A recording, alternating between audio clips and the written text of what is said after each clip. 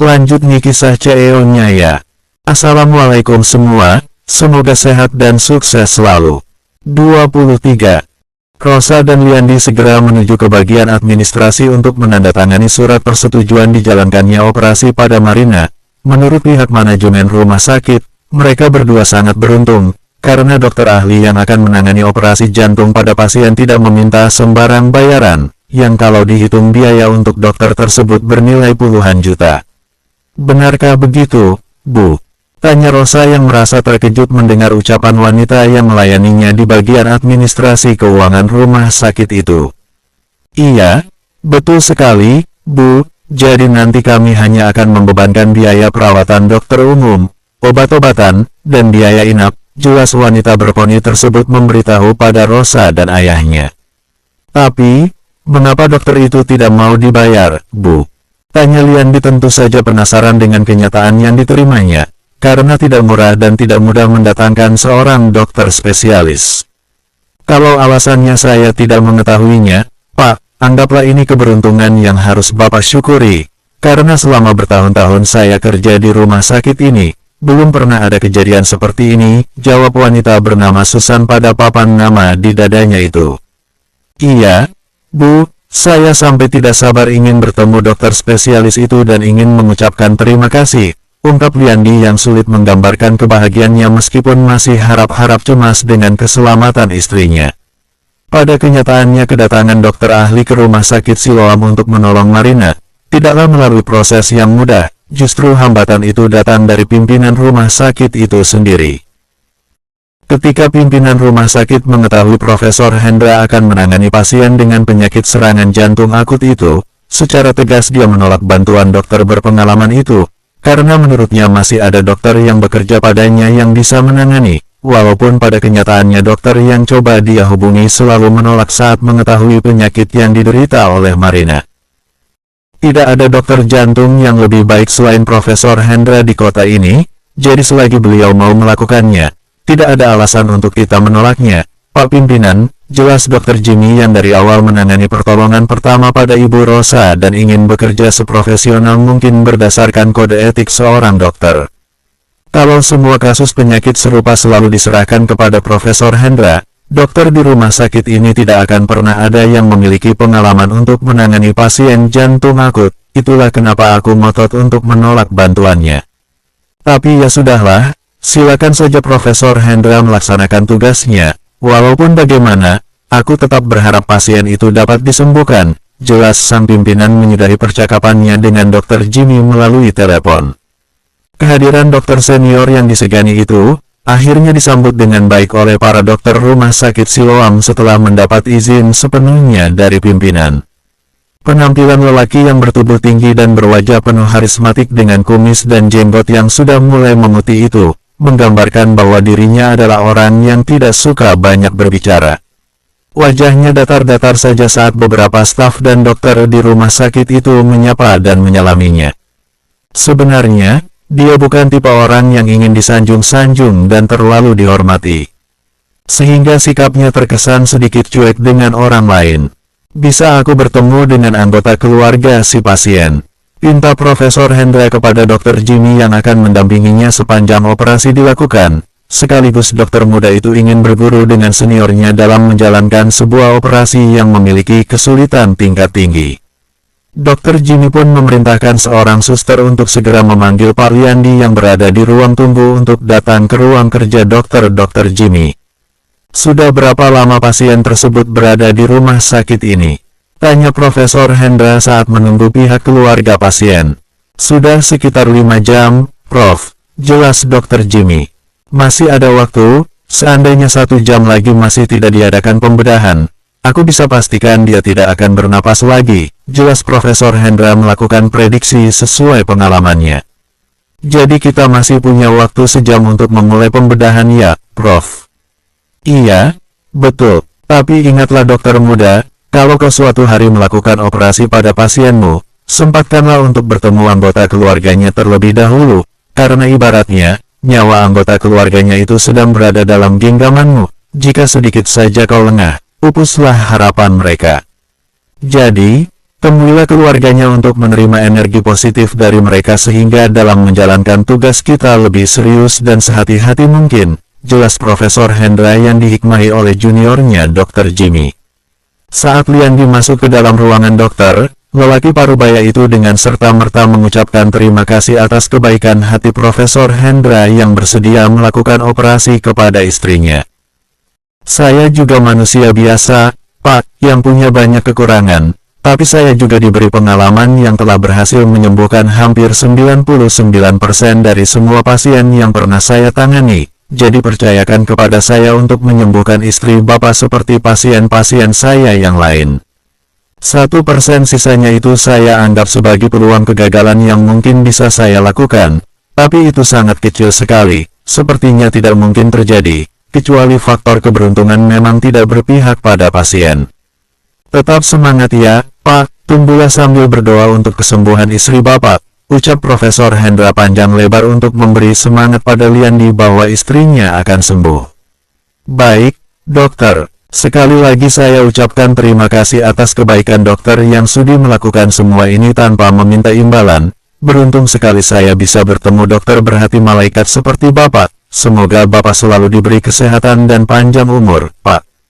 Sekali lagi saya ucapkan terima kasih banyak, Pak, ungkap Pak Liandi dengan hati penuh rasa haru. Liandi pun menyelami Profesor Hendra, sebelum dia keluar dari ruangan dokter itu.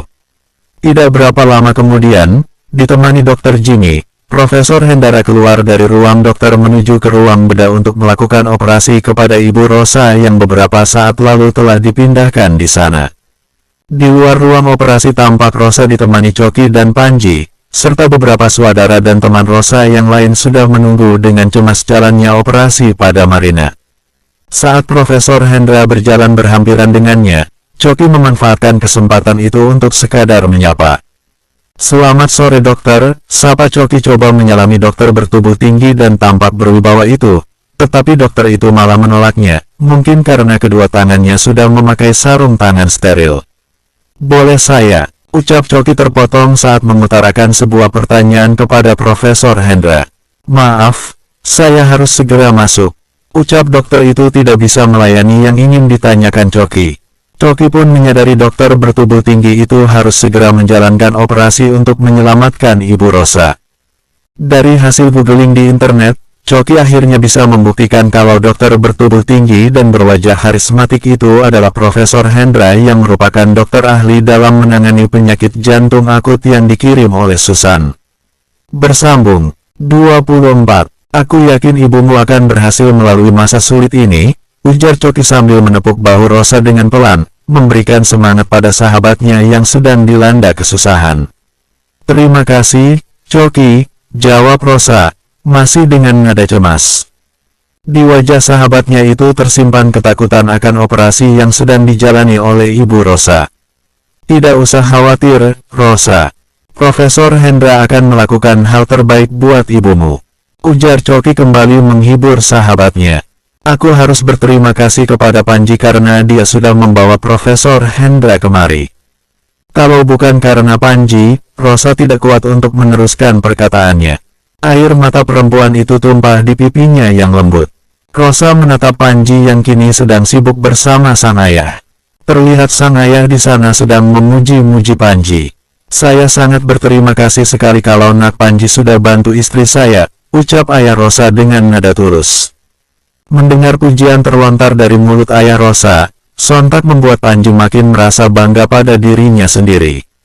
Meski sebenarnya bukan dia yang mengundang Profesor Hendra ke ruang operasi, tapi apa boleh buat, dia harus memerankan kalau dirinya lah sang penyelamat bagi proses operasi Ibu Rosa.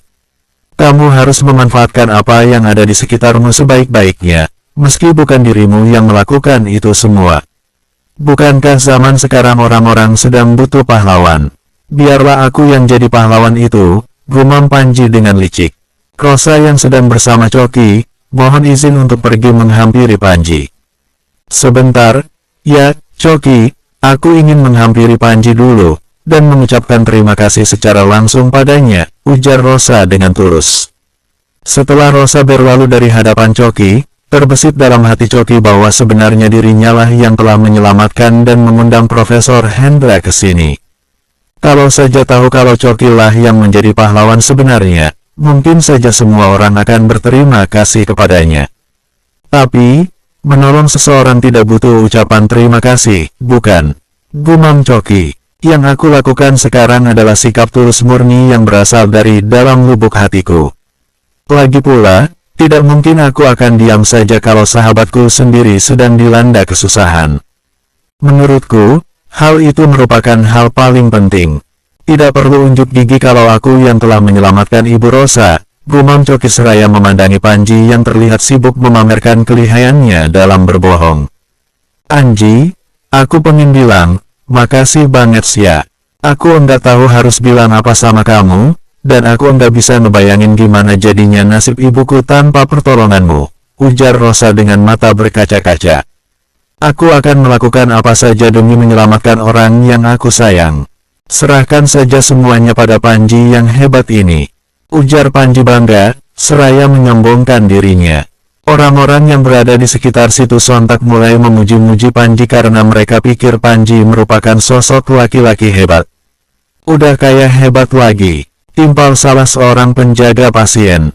Betul, hebat banget, Profesor Hendra bukanlah orang biasa. Beliau sangat sibuk, dan merupakan dokter terbaik. Berkat anak muda ini, beliau sudi meluangkan waktunya untuk operasi. Kalau orang yang berasal dari kalangan biasa, tidak mungkin beliau mau rela datang, apalagi mendadak tanpa jadwal. Pemuda ini betul-betul orang hebat, relasinya banyak. Timpal salah seorang suster yang ikut nimbrung di situ. Enggak cuman kaya, tapi pemuda itu ganteng banget. Aku sih mau jadi suaminya kalau aku belum nikah sama si bapak, timpal seorang ibu-ibu dengan nada genit. Kemudian tawa pecah di lorong rumah sakit itu. Seorang suster yang tadi ikut nimbrung, melangkah menghampiri Rosa dan ayahnya, kemudian berkata, beruntung banget seandainya pemuda ini bisa jadi menantu, Bapak.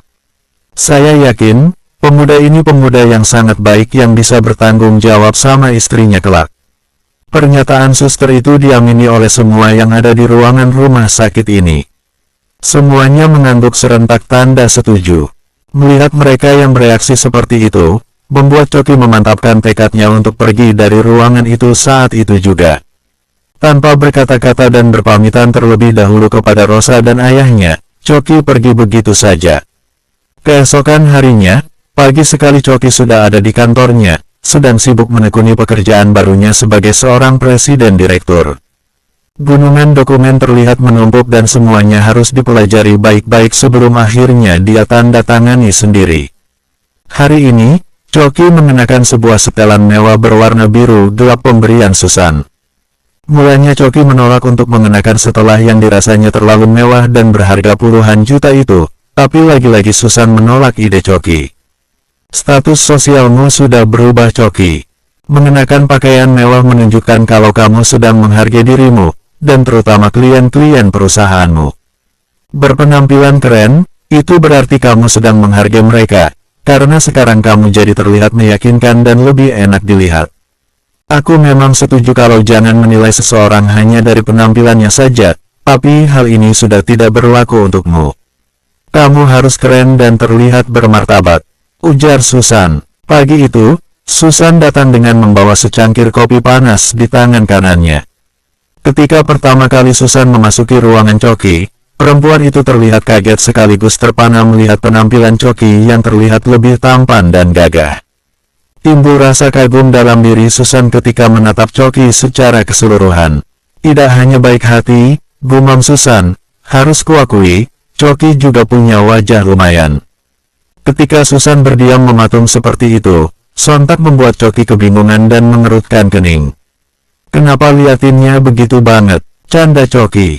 Terpesona dengan kegantenganku ya. Kemudian lelaki itu menjentikan jarinya, dan tersadarlah lamunan Susan yang sedang terpesona dengan ketampanan Choki. Apa sih? Pede banget. Dalih Susan berusaha mengelak, dan bernada sedikit ketus. Aku tadi liatin kamu karena sepertinya kamu sibuk banget. Iya aku emang lagi pusing nih, lihat dokumen yang numpuk begini aja, aku udah enggak semangat. Aku kira jadi CEO adalah pekerjaan mudah. Tinggal tanda tangan, kerjaan beres. Tapi ternyata enggak kayak di film-film itu ya, ujar Choki sambil bercanda. Tidak semudah itu Ferguson, canda Susan. Keduanya tertawa. Mih, biar kamu enggak pusing, aku kasih kamu secangkir kopi hangat. Mungkin aja dengan minum kopi dariku, kamu bisa jadi lebih santai ngadepin kerjaan, ucap Susan sekali lagi sambil meletakkan kopi itu di atas meja Choki. Wah, makasih banget, jawab Choki dengan girang. Kemudian tanpa aba-aba lagi, dia menyeruput kopinya secara perlahan dan hati-hati. Kopi pemberian dari orang cantik emang beda ya. Enak banget, ada manis-manisnya gitu. Gombal deh, Choki, enggak ada receh nih, jawab Susan sambil tersenyum. Oh ya, karena kamu udah berani-beraninya gombalin aku, biar aku hukum kamu. Hukum aku? Tanya Choki penasaran. Betul. Kemudian Susan membuka ponselnya, dan membacakan jadwal Choki hari ini, mulai dari bertemu dengan klien, menghadiri undangan, meeting membahas rapat kerja, deal. Mendengar to-do list-nya dibacakan Susan, membuat Choki geleng-geleng kepala. Oh ya, aku pengen ngucapin makasih banget karena udah bisa ngedatengin Profesor Hendra ke rumah sakit, ucap Choki dengan nada tulus. Enggak masalah Choki, lagi pula emang sudah sewajarnya begitu. Profesor Hendra udah sering banget dapat bantuan dari perusahaan kita, Choki. Jadi enggak mungkin dia nolak permintaan dari kamu. Oh ya, dalam to-do listmu hari ini, ada jadwal di mana kamu akan bertemu dengan Profesor Hendra, ujar Susan. Belum sempat Choki menjawab penyataan Susan, tiba-tiba ponsel yang tergeletak di atas meja Choki berdering. Panggilan telepon itu dari Rosa, sahabatnya. Segera saja Choki mengangkatnya. Halo Choki, aku ingin ketemu sama kamu. Kamu sibuk enggak? Bisa ke rumah sakit sekarang? Pinta Rosa. Bersambung. 25. Ada apa, Rosa? Tanya Choki penasaran. Choki berpikir kalau terjadi apa-apa dengan Ibu Rosa hingga membuat lelaki itu cemas. Tidak apa-apa, Choki, operasi ibuku berjalan lancar, ujar Rosa berusaha menjelaskan. Aku cuman mau bilang apakah kamu mau menjenguk ibuku di rumah sakit? Atau mungkin kamu lagi sibuk ya, bisa lain kali aja. Sebentar, aku tanya Susan dulu. Ucap Choki memotong pembicaraan. Tadi kamu bilang kalau jadwalku hari ini adalah mengenalkanku dengan Profesor Hendra, kan? Susan hanya mengangguk pelan. Oh baguslah kalau begitu. Kalau gitu, gimana kalau kita majukan jadwal pertemuan kita dengan Profesor Hendra menjadi lebih awal? Dengan begitu aku bisa sekalian menjenguk ibunya Rosa di rumah sakit. Hitung itu sambil menyelam minum air kan? Bagaimana? Boleh. Tapi jangan lama-lama berada di rumah sakitnya. Nanti bisa-bisa jadwalmu hari ini bisa berantakan, jawab Susan dengan tegas. Siap. Rencana mereka tidak berjalan mulus ketika sebuah panggilan telepon berdering di ponsel Susan. Yang menelepon si cantik Susan adalah kolega yang hari ini janji bertemu dengan Choki. Harus sekarang ya, Pak? Tanya Susan memberi negosiasi waktu. Iya, Bu, karena Ibu sudah janji sama saya kalau ada janji pukul 10 nanti, jawab seorang kolega. Mendengar jawaban itu, Susan meminta penjelasan Choki. Bagaimana ini Choki? Tanya Susan dengan kebingungan. Aku kan sudah janji untuk ketemu Rosa dan setelahnya bertemu dengan Profesor Hendra. Bisakah pertemuan itu diwakilkan olehmu, Susan? Setelah kembali bicara di telepon dan menjelaskan duduk perkaranya, sang kolega akhirnya mau menerima usulannya. Serahkan semuanya kepadaku, ujar Susan. Kamu memang temanku paling keren, ujar Choki sambil bercanda. Makasih banget Susan, mending aku siap-siap dulu. Ucap Susan segera memilah-milah dokumen yang harus dibawanya menemui kolega yang bagi Susan semuanya sama penting jadi sebisa mungkin tak ingin dihampakannya. Choki pun segera merapikan dokumen-dokumen yang mais menggunung di mejanya, dipisahkan dokumen yang sudah dipelajarinya dan yang masih menunggu antrean untuk dibaca dan ditandatanganinya. Choki, aku berangkat duluan ya, kalau ada apa-apa hubungi aku segera. Oke. Ucap Susan setelah memasukkan dokumen yang dicarinya lalu dimasukkan ke dalam tas kerja berwarna coklat tua yang dijinjingnya. Oke, selamat bertugas, Susan. Ucap Coki yang juga sedang siap-siap untuk berangkat menuju ke rumah sakit menemui Rosa dan Profesor Hendra. Coki melangkah dengan santai menuju lift tanpa menoleh ke kiri atau ke kanan. Saat masuk ke dalam lift beberapa karyawan berbisik-bisik membicarakan pakaian mewah yang dikenakan Coki hari ini.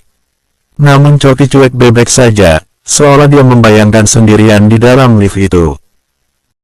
Saat keluar dari lift di lantai dasar, kembali Coki bergegas menuju pintu keluar bangunan megah kantor Artama Karya Group yang kini diserahkan padanya. Tetapi belum ada pengumuman resmi dari pusat, sehingga hampir semua karyawan di sana tidak mengetahui jabatan Coki saat ini. Yang mereka tahu Coki itu sedang mendapat tugas khusus bersama asisten presidir, Susan, atas kesalahannya membuat malu perusahaan atas insiden gagal nikahnya yang tersebar luas di medsos tempo hari. Baru saja keluar pelataran kantornya, Coki menyadari dua musuh bebuyutannya berada sejurus di depannya dan akan masuk ke dalam kantor. Karena tidak ingin berpapasan dengan keduanya, Coki memutar langkah ke arah samping kiri untuk menghindari mereka. Namun Zaki, Ryan dan Veronica yang keburu melihat keberadaan Coki segera bertindak di luar dugaan Coki. Veronica tiba-tiba dengan sengaja menghadang langkah Coki yang sedang jalan bergegas menghindarinya, membuat Coki refleks mendorong tubuh Veronica, hingga hilang keseimbangan dan hampir jatuh kalau tidak ditahan oleh Zaki. Kurang ajar ya kamu, Coki. Coba kalau tadi aku jatuh gimana? Emang kamu punya duit buat bayarin biaya rumah sakit? Ucap Vero dengan nada marah. Salah kamu sendiri yang cari gara-gara, maksudmu apa aku sedang jalan pakai dihalang-halangi begitu? Balas Coki yang tak mau disalahkan. Terus kenapa coba, tadi kamu menghindari kami berdua? Ya terserah aku mau jalan kemana, masak aku jalan aja harus diatur-atur kamu. Pokoknya aku enggak terima didorong kayak gitu, lo pikir lo siapa berani dorong-dorong begitu? Maki Vero yang berusaha menyerang Coki, tapi ditahan oleh Zaki, yang merasa banyak orang di sekeliling mereka yang tengah memperhatikan karena Vero berteriak-teriak seperti orang kesetanan memarahi Coki. Sementara Coki tenang-tenang saja menghadapi situasi tersebut, karena dia merasa tidak bersalah. Aku sangat tahu kenapa tadi kamu menghindar berpapasan dengan aku, Coki. Kamu pasti udah merasa ketakutan kan dengan perbuatanmu sendiri. Ucap Zaki setelah berhasil menenangkan Vero untuk tidak bertindak agresif kepada Coki di depan umum. Aku enggak ngerti apa yang sedang Pak Zaki bicarakan. Tapi, aku juga enggak mau tahu semua itu. Aku harus segera pergi sekarang, aku sedang ada urusan mendesak, ucap Coki coba melangkah, tapi Zaki Ryan menghalanginya. Nanti dulu, Bung, Anda tidak bisa pergi begitu saja, urusan kita belum beres. Ucap Zaki Ryan benar-benar tak mengizinkan Coki pergi dari tempatnya. Ngomong-ngomong jas dan celananya bagus nih, banyak duit kamu, Coki. Sindir Veronica yang sudah tenang dan tidak meluap-luap lagi emosinya. Tentu saja banyak duit dia sekarang, ratusan juta sudah dana perusahaan yang telah diselewengkannya. Ucap Zaki membuat Coki terkejut, tapi dia tetap bersikap tenang membiarkan lelaki berperut buncit di depannya terus berkicau. Selain itu, aku juga sudah tahu kamu menjual rahasia perusahaan kepada rival perusahaan kita, pasti ratusan juta uang yang sudah kamu dapat. Kenapa Coki, kamu sudah bosan jadi orang kere, terus cari jalan singkat untuk menjadi kaya? Begitu ya, aku enggak ngerti apa yang sedang Pak Zaki omongin ini. Please, Pak, simpan saja tuduhan dan omong kosong Bapak itu, karena aku sama sekali tidak melakukan semua yang Bapak katakan itu. Jelas Coki menolak apa yang dituduhkan kepadanya. Maling mana ada yang mau mengaku?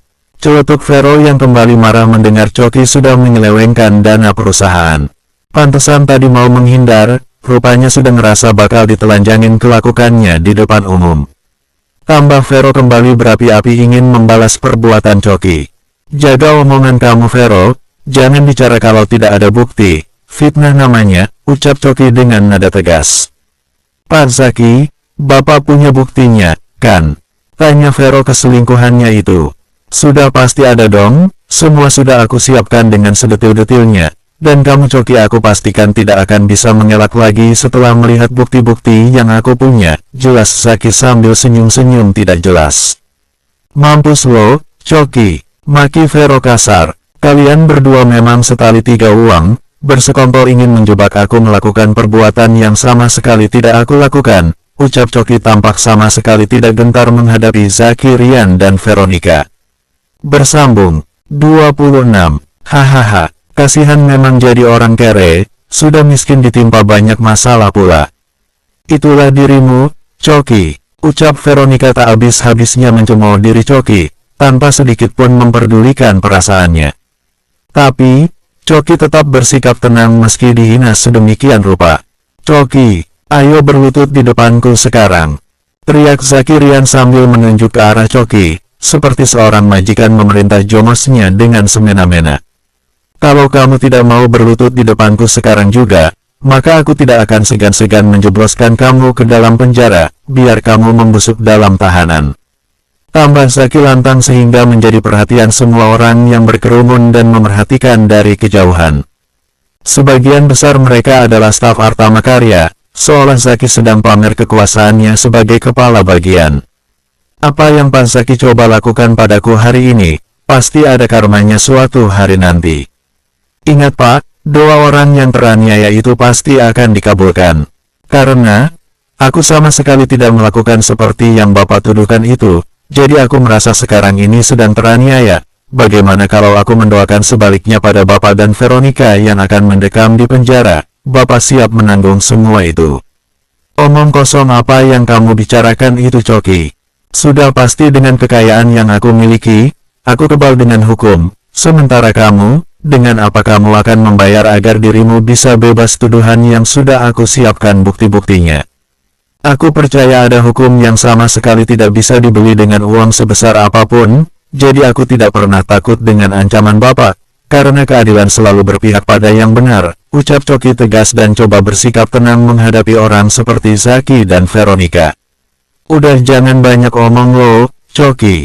Cepetan berlutut di depan Pak Zaki dan minta maaf semua kesalahan lo, ucap Veronica yang juga ingin mempermalukan Choki di depan begitu banyak orang yang sudah berkumpul sambil berbisik-bisik.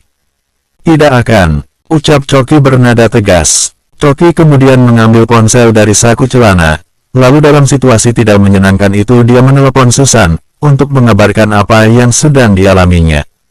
Halo, Susan, aku sedang ada masalah. Pak Zaki menuduh aku melakukan penyelewengan uang perusahaan. Serius? Choki, iya, Susan, Pak Zaki dan Veronica saat ini sedang berupaya mempermalukan aku di depan umum. Rupanya dia ingin menjadikan kamu kambing hitam atas perbuatannya. Maksudnya bagaimana, Susan? Aku sudah tahu sejak lama, kalau Zaki dan Veronica diduga bersekongkol menggelapkan dana perusahaan yang jumlahnya mencapai puluhan miliar. Kantor pusat memang sudah lama menyelidiki keduanya dan sudah mengumpulkan bukti-bukti yang akan menjerat keduanya. Oh jadi begitu, pantasan Pak Zaki pernah menyuruh aku mencarikan rumah yang harganya 10 miliar, mungkin itu hasil dari uang yang coba digelapkannya, kemudian dia malah mau menuduh aku sebagai pelakunya.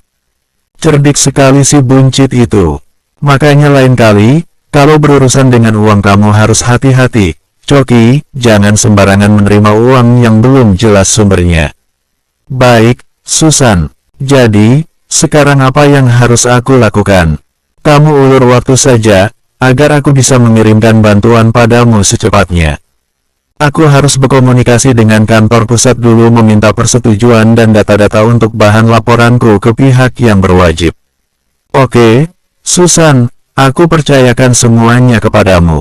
Choki pun menutup teleponnya. Zaki dan Veronica yang masih belum puas ingin mempermalukan Choki, masih berusaha memaksa Choki untuk berlutut di hadapannya. Ayo tunggu apa lagi, Choki, cepat berlutut, sebelum aku berubah pikiran, ucap Zaki memerintahkan dan mengancam Choki.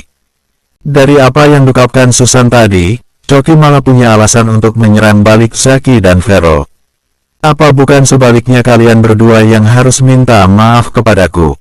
Apa, coba ulangi, apa aku tidak salah dengar? Ucap Veronica dengan wajah mengejek.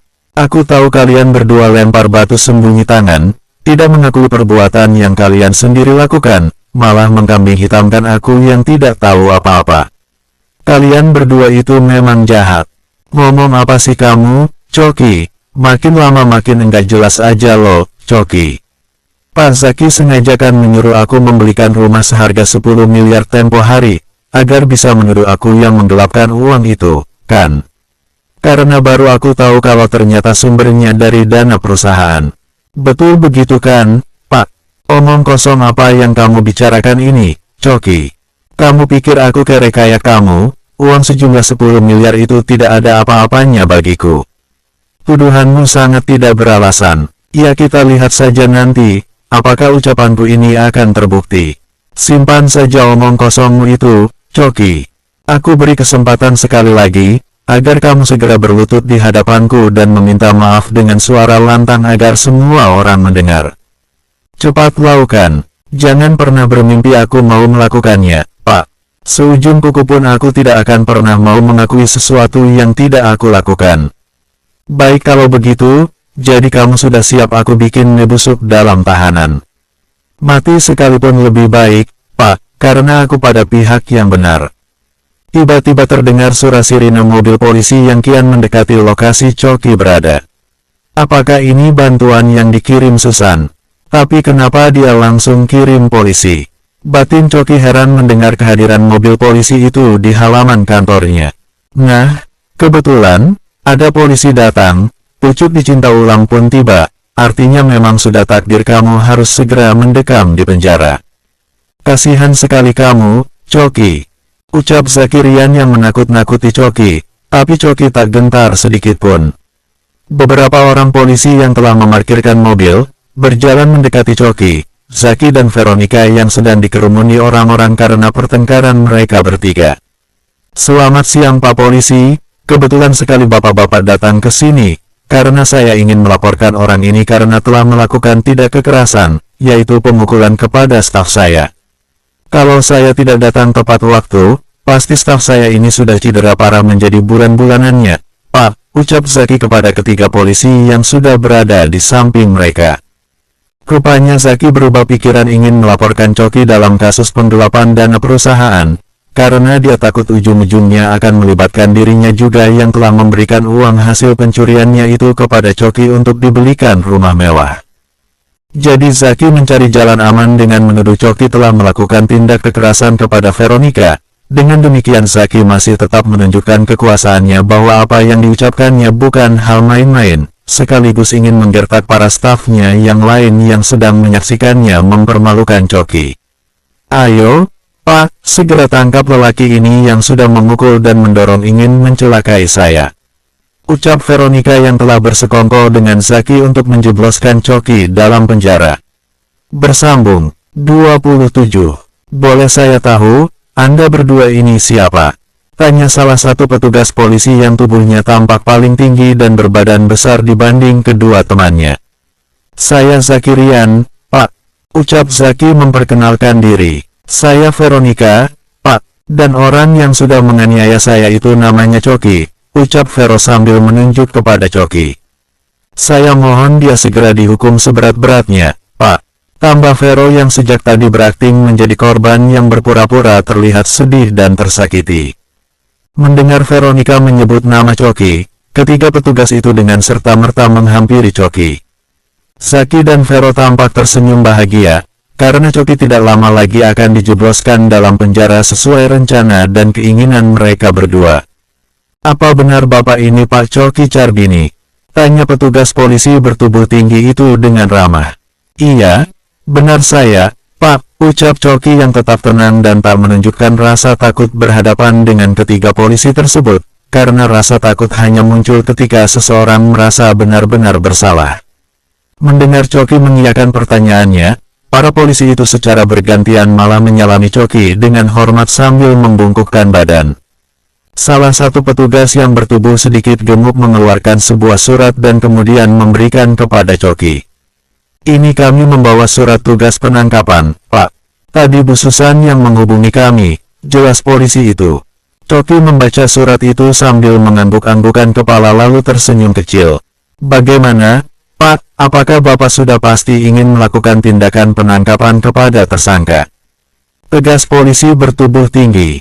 Kalau saya menyerahkan semuanya pada hukum yang berlaku, Pak, tidak mungkin kalau ada bukti-bukti yang jelas saya begitu saja mau melepaskan orang yang sudah jelas-jelas bersalah. Jadi laksanakan tugas bapak-bapak sesuai prosedur hukum, ucap Coki mantap. Siap, Pak, laksanakan, ucap petugas polisi itu secara bersamaan. Ketiganya pun berbalik berjalan mendekati Zaki dan Veronica yang sejak tadi tersenyum gembira karena merasa berhasil memenjarakan Coki karena menjadi ancaman membocorkan rahasia uang 10 miliar yang digelapkan Zaki dari perusahaan. Bagaimana, Pak, kenapa Coki tidak langsung diborgol saja? Jangan dibiarkan orang seperti dia berkeliaran, bisa-bisa bakal ada korban lagi kalau dia masih berkeliaran bebas, ucap Coki. Bapak Zaki dan Ibu Veronica, cukuplah kalian berdua bersandiwara. Kami ini sudah banyak kali bertemu dengan bajingan tengik macam kalian berdua yang sukanya melemparkan kesalahan sendiri kepada orang lain yang sebenarnya tidak bersalah. Tegas petugas polisi bertubuh tinggi dengan suaranya yang tegas. Ini kami membawa surat tugas penangkapan dari kepolisian untuk Pak Zaki Rian dan Ibu Veronica atas tuduhan penggelapan dana perusahaan Artama Karya Group. Dilaporkan oleh Ibu Susan Marwan dan disetujui oleh pimpinan perusahaan Pak Coki Charbini, jelas petugas sambil menunjukkan surat tersebut kepada Zaki dan Vero. Zaki dan Vero melongo mendengar penjelasan petugas, keduanya benar-benar tidak percaya dengan apa yang barusan didengarnya. Sebentar, Pak, ini pasti telah terjadi kekeliruan. Sebenarnya saya ini kepala bagian di Artama Karya dan Coki itu bawahan saya. Dan saya sebenarnya punya bukti-bukti kalau Coki sebenarnya yang menggelapkan dana perusahaan sejumlah 10 miliar. Saya sudah punya bukti-buktinya hanya saja belum lengkap, jadi saya belum berniat melaporkannya. Jadi, saya sangat yakin telah terjadi kesalahpahaman dalam kasus ini, ucap Zaki coba melakukan pembelaan atas dirinya. Kami tidak mungkin salah tangkap orang, karena Bu Susan itu telah melengkapi bukti-bukti dokumen yang menjerat kalian berdua. Termasuk surat bukti Pak Coki Charbini sejak beberapa hari lalu telah sah menjadi pimpinan di Artama Karya Group menggantikan Pak Marwan Setiawan. Jadi sesuai prosedur kalian berdua harus segera kamu bawa ke kantor kepolisian untuk kami lakukan penyelidikan lebih lanjut. Jelas petugas membuat Zaki dan Veronica terkejut dan tak percaya dengan kenyataan yang tengah mereka hadapi. Apa yang dikatakan Pak Polisi benar, bahwa sekarang aku adalah pimpinan di Artama Karya, menggantikan Pak Marwan yang telah kembali ke kantor pusat. Sebelum aku menjadi pimpinan di sini, kejahatan kalian berdua menggelapkan dana perusahaan menurut Bu Susan sudah tercium hingga kantor pusat, karena banyak sekali kejanggalan-kejanggalan aliran dana yang berada di bawah kendali kalian. Jadi sebenarnya sebagai CEO baru aku tidak tahu menahu semua itu, tapi aku tetap menyetujui agar kalian berdua diproses secara hukum. Jadi kalau Pak Zaki dan Bu Vero merasa tidak bersalah, buat apa kalian takut? Ikuti saja prosedur bapak-bapak kepolisian ini, di pengadilan kalian buktikan kalau kalian berdua tidak bersalah, ucap Coki dengan bijak dan tenang. Tiba-tiba Zaki dan Vero bersamaan berlutut di depan Coki meminta dibebaskan dari tuduhan. Ampun Pak Coki, kami berdua memang bersalah. Kami menyesal melakukan semuanya. Tolong maafkan kami, Pak Coki. Tolong Pak, rengek Zaki bak macan yang telah kehilang taringnya. Maafkan saya juga Pak Coki. Saya hilaf dengan ajakan Pak Zaki. Tolong bebaskan saya. Saya tidak mau dipenjara, Pak. Saya mohon maafkan saya, Pak. Veronica pun yang tadi begitu sombong dan angkuhnya mendadak berubah seperti anak kecil yang merengek minta dibelikan balon di hadapan Coki. Nah, apa tadi ku bilang? Hukum karma pasti berlaku. Ketika kalian senang merendahkan orang lain, maka suatu hari kalian akan mendapat balasan setimpal. Langsung terbukti, kan? Tadi kalian menyuruh aku berlutut untuk meminta maaf sesuatu yang sama sekali tidak aku lakukan. Sekarang tanpa aku suruh, kalian berdua malah berlutut di depanku. Aku harap ini menjadi pembelajaran buat kalian berdua. Berpikirlah dua kali sebelum berbuat hal yang tidak sepantasnya kalian lakukan, terutama dalam merendahkan dan menfitnah orang lain. Karena kalian berdua juga telah mengaku melakukan tindakan melawan hukum, yaitu menggelapkan dana perusahaan, yang di dalamnya ada hak orang lain, dan menimbang attitude kalian berdua yang sangat meresahkan sehingga menjadi buah bibir di lingkungan karyawan, maka sebagai pimpinan Artama Karya Group dengan ini secara resmi kalian berdua aku pecat dengan tidak hormat, dan menyerahkan proses hukum atas kalian berdua kepada pihak kepolisian. Zaki dan Veronica yang masih berlutut langsung menganggap tak percaya mendengar keputusan Coki yang memecat mereka secara serta-merta. Pak Coki, tolonglah maafkan saya, Pak. Jangan pecat saya Pak, dan tolong bebaskan saya. Saya janji akan memperbaiki kesalahan saya, Pak. Rayu Zaki sambil menyembah-nyembah Coki. Iya, Pak, tidak apa-apa saya dipecat, Pak, tapi tolong bebaskan saya. Saya tidak mau dipenjara, Pak. Ucap Veronica sambil menangis memohon Coki membebaskannya. Coki terdiam sejenak, walaupun kedua orang di hadapannya kerap kali menghina dan menyakitinya. Tetap saja hati kecilnya yang baik dan pemaaf tidak tega melihat keduanya harus mendekam dalam tahanan. Coki sedang menimbang-nimbang kembali keputusannya. Bersambung.